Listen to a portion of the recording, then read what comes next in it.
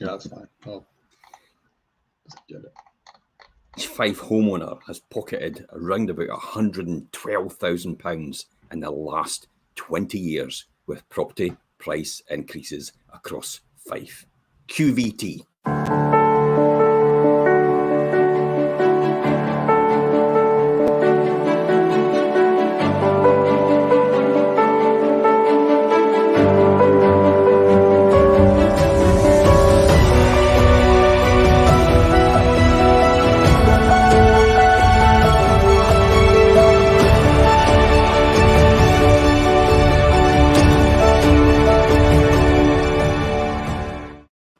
I mean, that's actually crazy. Jimmy, we're going to bring Jimmy Mullen on to discuss this. Jimmy, that's mental, eh? Over the last 20 years, property prices, I mean, since 2001, the UK average house price has actually risen an astonishing 187% across the UK, while London's actually seen about 247. And we've seen a huge increase in Fife as well. You know, what do you think? Do you think that's just natural appreciation? Or what do you think's driven that? I think it will be a combination of both national appreciation, but also people are starting to discover more what Fife has to offer as well, and how it's developed as a county as well. So I think it's a combination of both, but it's still really a good price point, isn't it, though? I mean, looking back at people that had bought their house in the first few years of the new millennium, a few of those of buying and selling property in 2001 couldn't have forecasted really a massive financial impact of the decision we'd have on the rest of their lives. In those years, when you think about it, there's been winners and losers. While some Fife buyers have actually made hundreds of thousands of pounds, and Fife renters have paid out tens of thousands of pounds, and yet have been unable to buy their first home. But life is often not that simple. And in this article, we really wanted to discuss that matter. I mean, the average house price in Fife, and here it comes, is increased by 154.8% to 185,700 in the last 20 years. That's a profit of £112,830. Now, of course, these are the average prices, and they don't actually take inflation into consideration. Yet, even with adjusted inflation, house prices have actually risen by 82.7% in the last 20 years. So, is investing in housing a good asset? I would think so. I think people like yourself, Jim, are rubbing their hands together right now when they read stuff like this. Unbelievable. But as you said just a few moments ago, when you think about the average price in Fife now being at 185,000, that's a great price point when you compare places close by like Edinburgh, Glasgow. What you get to offer here, it's unbelievable. It is too. I mean, that does really point out at that price point, because when you think about, the logic of it, some of the places we've sold, I mean, effectively I sold a 1-bedroom in Crail, apartment for more than that.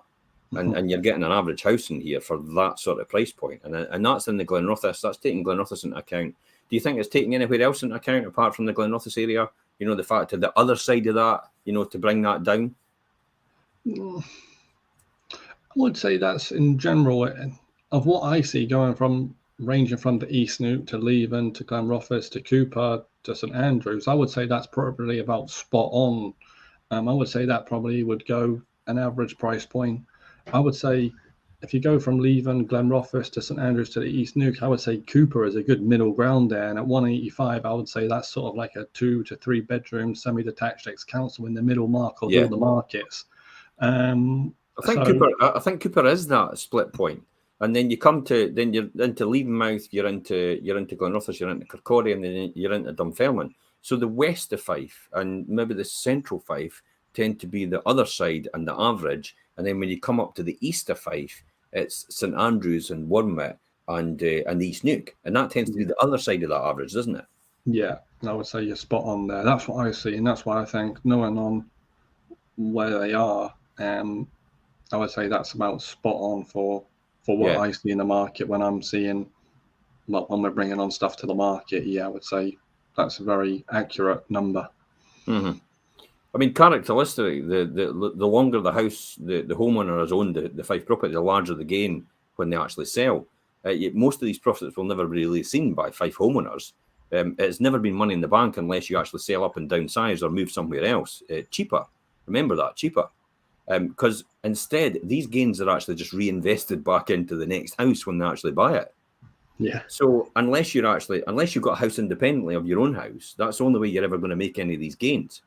So it really is property investors that are actually making the gains. Yeah, 100%. I had a lady call me today. She recently sold an apartment in Cooper with us, made a good profit on it. She called me today saying, look, I'm looking to reinvest that again, but keeping the profit that she's made, get back on there, get something similar try and get it for a bit less price, and get back on the buy-to-let market.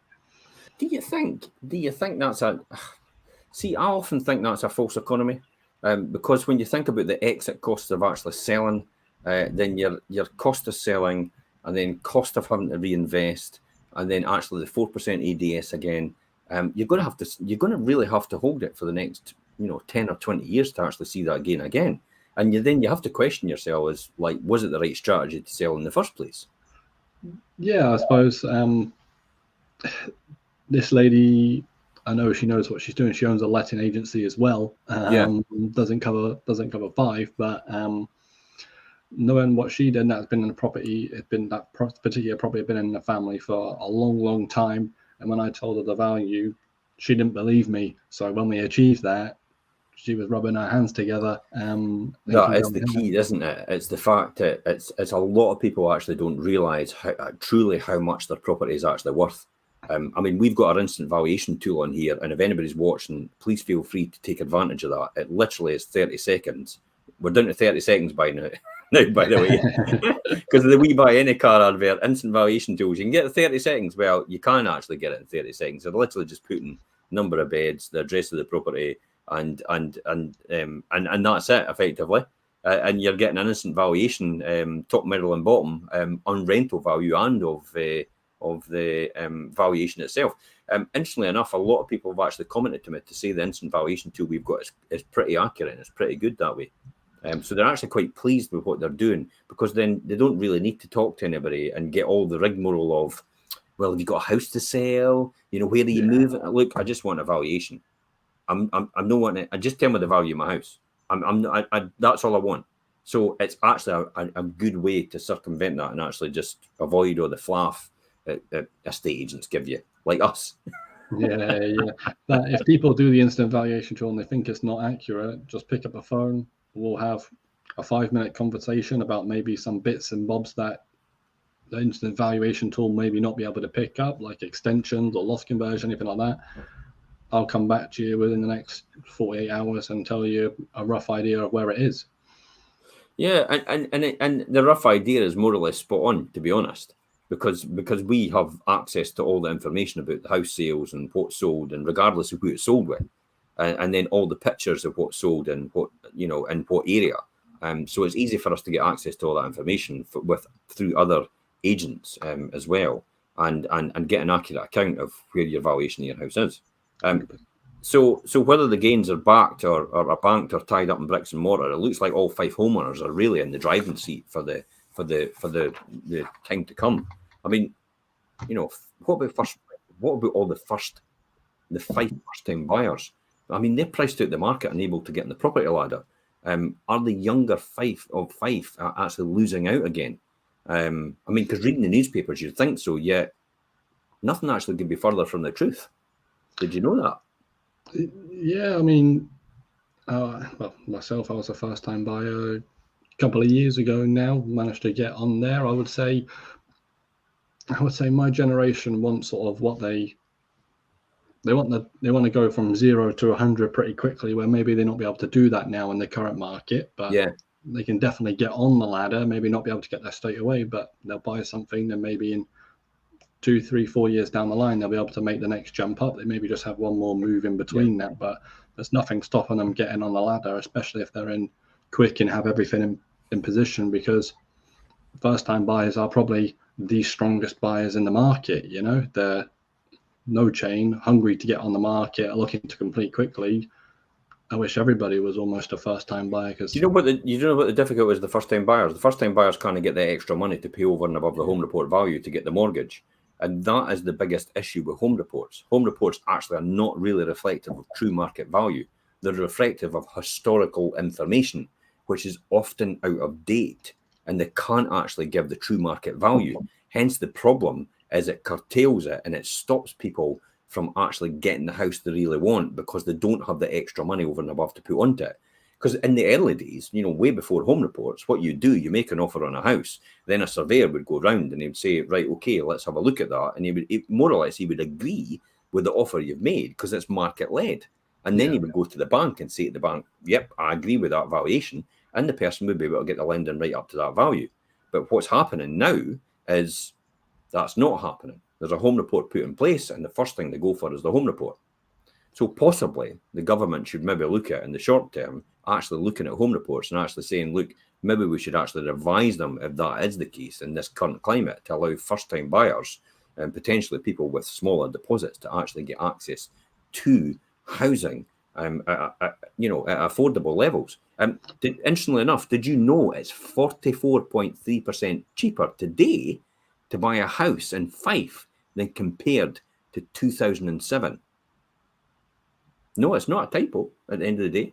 In 2002, 17.3% of first-time buyer households' income went on the mortgage payments. So in 2002, 17.3% of their income of a first-time buyer went on mortgage payments.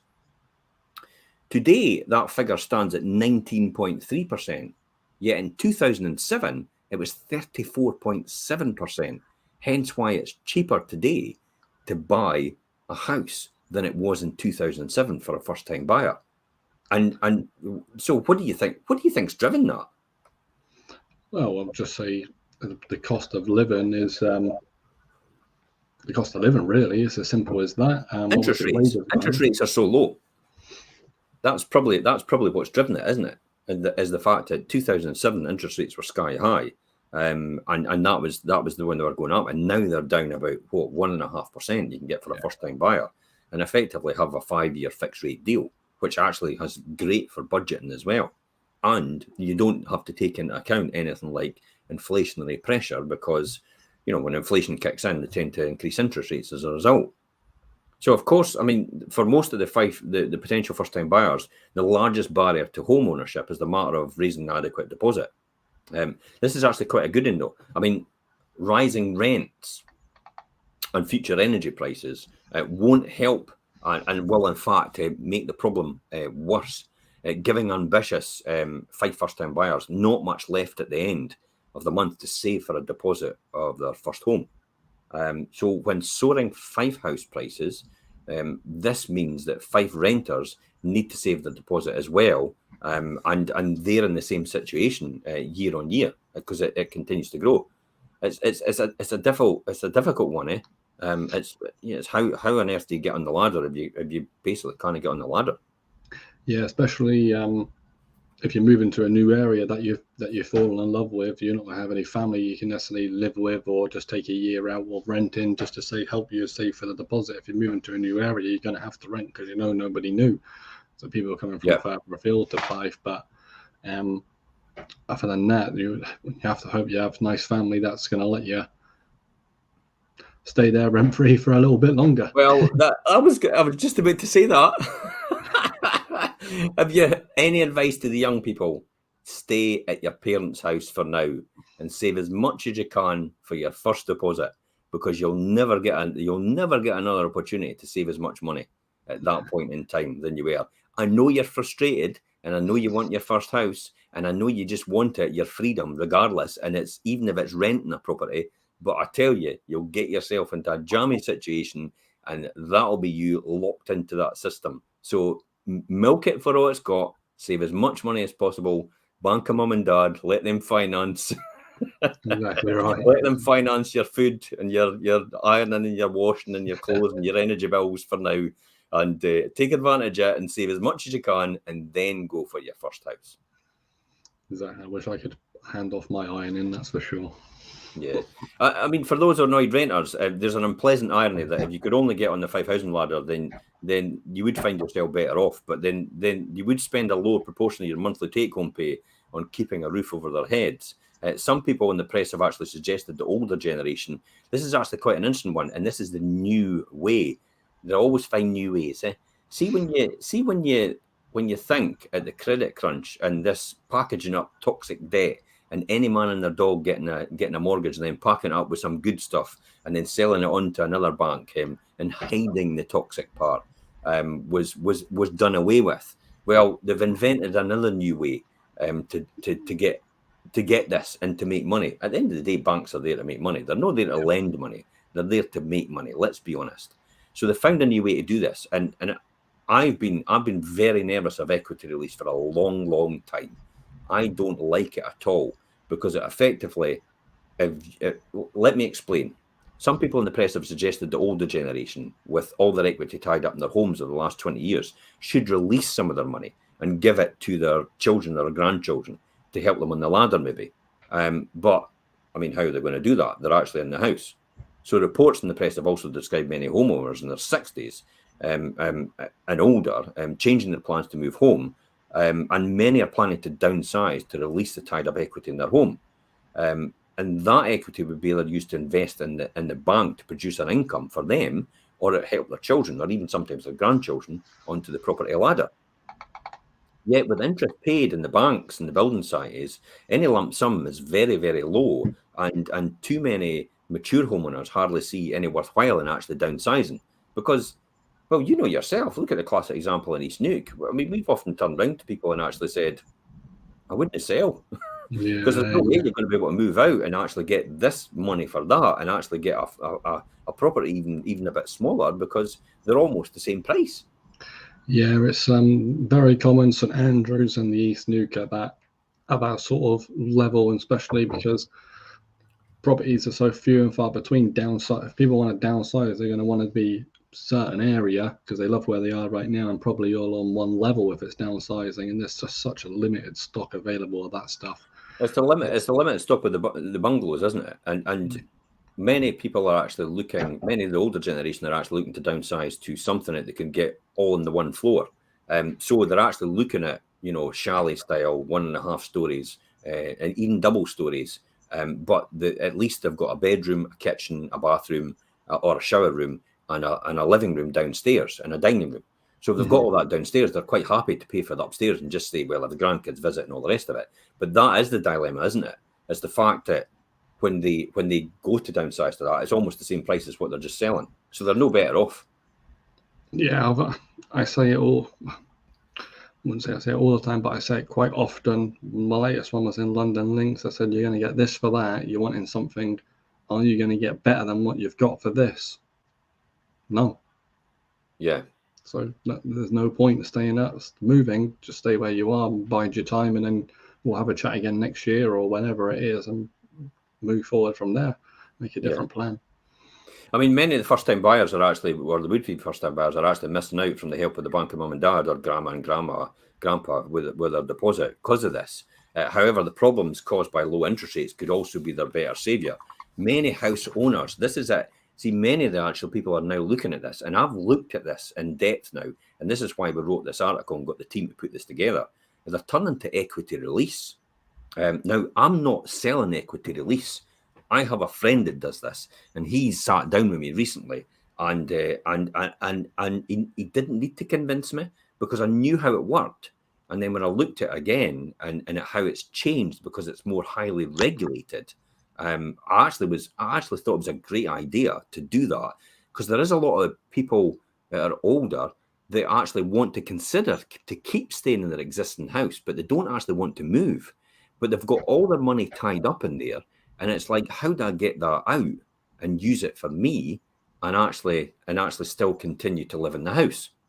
Because a normal mortgage just won't do that. No. So equity release is actually a really good option now. And again, as I say, for anybody out there, we're not specialists in this, but I'm an accountant by trade previously. So I understand the dynamics, I understand the figures, but you go to a specialist for this and they'll let you understand. But I know on the basics how it works. So they've turned to equity release, and that allows them to release a share of their equity and their assumed mast and the property over the years into a tax-free cash lump sum. So the cash could be used to help deposits for their children, their grandchildren, or anything they want to do. If they want to go on holiday, hey, just go on holiday. If they don't have the money there and then, it's tied up in your property. I have somebody that actually has no next of kin. So therefore, and all our house is paid off. So therefore, what happens is when she goes, the whole house just goes to the state. It gets given away. She can't get access to that money at all. And equity release is actually going to allow her to do that in this form, because other than that, it will just get given away to somebody she doesn't even know. So she has no next of kin at all, no family left. So this is a really good option for her. So when a mature homeowner then stays in the larger family home and it helps them buy the family buy a property, that could actually do it. So whilst I'm not a mortgage broker, as I said, or an advisor, you must take proper advice from the qualified person. Equity release mortgages don't have end dates, okay? And the interest payments, so they're interest only. And it's rolled up until you pass on, okay? Now, I'm not a big fan of the roll-up thing, because then what you're doing is you're paying interest on the interest, aren't you? Yes. Because then if you're due £1,000 interest in the first year, that adds on to the equity, and then you're getting charged interest on that £1,000. And then if you're due interest on the next £1,000, then that gets added on interest rate, and you're due interest on £2,000 out for the next year. Yeah. So it's I'm not keen on that, but it does allow you to pay the interest as you go as well. Aye, so it's perfect. So all you would have outstanding is the initial capital amount. So if you take 50,000 out, for example, and you're paying, well, let's give an example here, and I'm no, listen, speak to a mortgage, speak to an equity release specialist, but you're taking 50,000 out and you're taking it at 5%, for example, times 0.05, you're 2.5 divided by 12. So £208 a month is going to cost you £208.33. Every single month you're going to pay in the interest payments, and the 50,000 is still due, but you've actually got 50,000 in your hand right now to pass on to your grandchildren, your children, or whoever you need to, or whatever you need to do. And it's now out of your house. You've been able to release it. And that is available because it's nothing to do with got a job or anything like that. It's your age it comes into play. So I think you've got to be over, I think I start qualifying. I'm now 55. Yes, I know I don't look it, but Jimmy, you're supposed to say I don't look it. You don't look it. Oh, thank you. Thank you. How great is that? So the interest rate, the interest payments, so the interest rate you pay is normally fixed on the mortgage, but because the interest rates are so low, that means the debt shouldn't actually balloon up if you continue to pay it. And should you decide to sell in a few years' time, you can just pay back the capital, the redemption fee, and the amount of interest accrued if you want. So that's what actually someone else is doing. I've got along in East Neuk. So they're doing that recently. They've done that. So they're going to sell that, but they're going to get a huge tranche of money still over and above that, and that will allow them to go somewhere else. So they did that as well. Now, of course, that doesn't mean there'll be less of your now, of course, that does actually mean there will be less for your offspring to actually inherit when you go, right? But I'll be honest, I look at my mother and father and say, why are you keeping it for me? Yeah. I don't need it. You should have given me it when I was younger, when I needed it. I don't need it now. So just go and enjoy it and use it for your own purpose and your own means. And if anything, sort the grandchildren out. Look after them. I mean, what's your thoughts on this? Well, there'll be like you say, if you're borrowing £50,000 to help someone get on the ladder and the interest is like £208 a month, there'll be people out there, first-time buyers and stuff, or family, they haven't got the capital to go and pay £50,000 down on a property, but they'll be able to afford £208 a month. So although they're taking it out of the house, there'll be people able to pay the monthly payments for the family, but have the money to go now. So there's loads of different options with equity release. So it's really and that's pretty good, because when you roll that up with a mortgage and then you roll that onto it as well, because maybe the first time buyer could actually, or whoever it is that's getting it, could actually pay the interest only element to the person. I mean, in order to do it, I did it for my daughter. So not the equity release, but you've got to give it as a gifted deposit. So you can't actually say you still have it. You've got to give it as a gifted deposit to the person. But then if they want to help out on this, on a different agreement, and the fact that I'll pay the interest for you, then that's entirely up to them. But if you look at it this way, you get the right type of house. But now, if you're paying 650 quid a month in rent, and then you're taking £208 off of that, then you could effectively get a mortgage. It'll cost you maybe, what, 450 or thereabouts? Yeah. And So when you you can think get a mortgage, it costs you 450 a month on a capital repayment on a property, which is maybe less value, and then still pay the 208, and you've still got a property, but you're still paying the same amount as you would have paid in rent. Exactly. I had a gentleman last year, he was renting with us, £750 a month and qualified to rent. When he went to get a mortgage, he thought he was going to be able to get a really big mortgage and up to about £750 a month because he had 3 years of payments showing that he could afford it. Mm-hmm. Turned out he could only borrow a certain amount, which worked out about £300 a month, and he couldn't work it out in his head that he could only borrow £300 a month for his mortgage up to that amount, but he could pay £750 a month rent. So in these circumstances, people do accommodate for paying that much, and they can, but they just don't have the cash. Yeah, I mean, to anybody watching, give us a thumbs up if you're following this. If not, give us a smiley face, and then we might actually elaborate a bit more exactly what we're talking about. But hopefully everybody's following this. So give us a thumbs up if you're following it, please. Equity release has always had a bad press recently, but in the past it was because it was unregulated and pricey. Yet today there's more protection for borrowers because they've now regulated the market. So one answer to the growing interest debt is to pay part of all of the monthly mortgages, as I said, and interest charged. Yet you must have that in income as well. So when you think about it, remember, it's all very well saying you can get equity release and because you're older, but if you have to understand, well, they will go through this with you anyway, but you have to understand that it will roll up in interest over the years if you can't pay the interest on a monthly basis.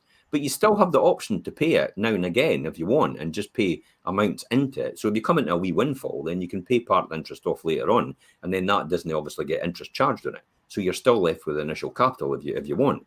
The key here is take advice on equity release, and it will affect because on how it will affect maybe nursing home fees or inheritance tax or something like that. Also, if only one person in your home is the owner of the property, and if the homeowner then passes away, the partner is not on the mortgage because the owner, only owners can go on the mortgage. So you won't have rights to actually stay in the family home. So you've got to be careful of that as well. So you've got to make sure, because I would suggest if your home's owned outright, then you probably put it into your own names. Now, again, get legal advice on this, and then you do equity release, because then you've got rights to stay in it if the other one goes, and continue to do that. Finally, if you're planning to move, don't just compare the interest rate.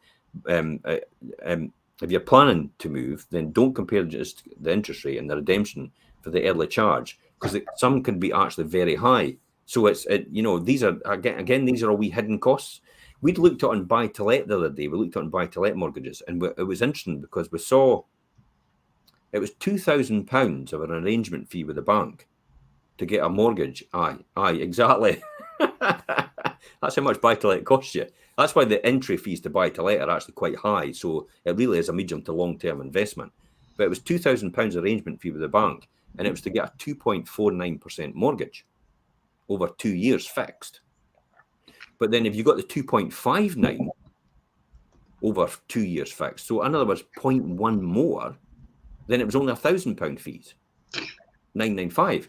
So it made absolutely sense when you work it out, because when you think about it, if you've got £100,000 mortgage, I'll just do a quick calculation here, and just say you've got £100,000 mortgage times 0.001, you're £100 for the year for the extra. So you're paying £200 for the extra 0.1% mortgage rate, and yet you're getting £1,000 reduction in your arrangement fees for the 2 years. So it makes absolute sense to go for the one that's got 995 on it. Yeah, some people, you think they would think it out, but I think they're just banking on people just going for it, aren't they? Seeing the lowest one and going for it. You know yourself. Here's a classic example of how I can show it. Everybody goes, "What? You're 1.5%? I can get it for 0.5." And it's like, oh dear, you don't, and people immediately think the cheapest is the best, don't they? And that's exactly what the banks are banking on, and the fact that the cheapest interest rates are the best. when the actual fact, when you look at the whole thing, it's the whole cost, and it's actually how much more that person can get when it comes to being an estate agent, isn't it? I think it's impossible to be the cheapest and the best.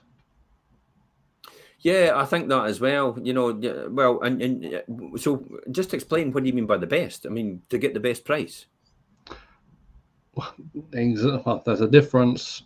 Let's just say, on percentages of fees right here. Where if you sell something, if the value is 200,000 and someone's charging you 1%, and you sell the house for 200,000, let's just say that's $2,000 then. Yeah, $2,000. So let's just say you decided to go with another agent and they were charging, let's just say, double that. So they're 1.5 and that's $3,000, but you're going to get 205,000. And so effectively you're $2,000 up while 1.5% agent. Yeah, some people can't work that out, but that's when you need to demonstrate your sales. Well, I would need to demonstrate my sales in the area and what we're achieving. Yeah. And in that area, how many over home report? I think it's last year about 7,000 in Levermouth area, and this year in Cooper's about 25 in the Cooper area. So numbers don't lie at the end of the day. And I think that's why it's quite important for when you come to equity to lease and that, then you check out all the charges, or even any mortgage for that fact. Check out the charges and work out how much the charge is over the period of time you're taking it. For example, again, when we come back to even a 5-year deal on that fixed rate mortgage, it was £100 extra a year. So even 5 years, it was only £500. So even over 5 years, it was still better to take the one with the 0.1% more, because you're still saving £495 over the 5 years. So it makes absolute sense that way. Just to finish off there on the equity release then, my advice is take professional advice and speak to family and get them involved. Yes, we've all built up an amazing equity in our Fife homes. And yes, there is potential to help the younger generations with that wealth.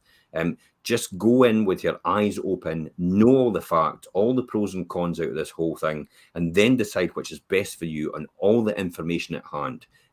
It's people like us that are there to help you when it comes to it, because that is the valuation of your house, and then coupled with our experts, because we do have people. I mean, Willie Shan does equity release. I know Willie is a regulated equity release expert with Cara Mortgages. So he actually does that, and it was Willie actually sat down with him and actually explained it to him. I just showed the simple tables, and I thought that makes absolute sense. I was even considering it myself, because I thought I could release more money and actually buy more property, because I can make a higher return than actually the equity release is costing me. Well, that's how people like me think. It's like, that's just like lending from the bank. That's what businesses do, don't they? It's like, if I can get it at the bank at 4% and I can make 15% on it, then I'm making an 11% differential on the bank's money. Thank you very much. So, your final thoughts on this, Jimmy? Well, it's a great option, a great tool, but as you said, you need to speak to the experts, make sure it's viable in what you want to do, and making sure it's something that you can definitely afford to do. But it's a great option, and the best thing you can do is speak to somebody and discover the option. If it's not for you, then you can just say no. But to speak to an expert, what's it going to cost you? An hour or two of your time to bring this option to different parts of your family, if you're helping them out, or investing and creating be able to become financially free for potentially a 2-hour conversation. Because once they speak to them, someone like us, Fife Properties, once they want to invest it, can take care of everything from there, and they don't even have to have any involvement. Absolutely. Listen, if anybody gets a chance, I've posted that instant valuation tool on the comments in the comment section there. So if you want, just click on the instant valuation tool. You'll get an instant valuation of your property. That'll allow you to do that, and also for landlords as well, it gives you an instant valuation of the rental value as well. I mean, the article is in the comments as well. You can click on that. You can read it again at your own leisure. But the key points here is the average house price in Fife has actually increased by around about 155% in the last 20 years. that effectively is around about £112,000, £113,000 profit for every single person if you've got a house locked into your house. Adjusted for inflation, Fife house prices have risen in real terms 83%. I mean, that's definitely an inflation buster, isn't it? I mean, where else would you get an 83% return? And that's crazy, eh? So what does it mean for the Fife first-time buyers and Fife homeowners as well? But more importantly, there's a bit about the equity release as well. So you can click on that and read that to your own leisure. If you do require further information, please feel free to message us direct. You can call us on the office numbers as well. It's on our websites or on the instant valuation tool. And that's us. And until next time, guys, I'm Jim Parker for Fife Properties TV, and that's Jimmy Mullen. That way. Thanks, guys. Thanks for watching. Bye for now.